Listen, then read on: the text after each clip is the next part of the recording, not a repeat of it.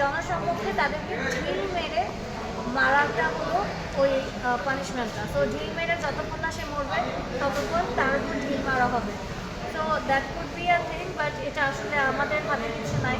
প্রশাসন যা ডিসিশন নেবে সেটাই হবে। বাট আমার মনে হয় 90 ডেজ আর টু লং, অনেক অনেক লম্বা। 90 ডেজ পর্যন্ত এত ওয়েট করা সম্ভব না। কিছুদিন আগেও বললাম যে আমাদের আগের গভর্নমেন্টের আমলে যে রেপিস্টটা হয়েছিল, অ্যারেস্টেড হয়েছিল, সে আবার জামিন হয়ে গেছে।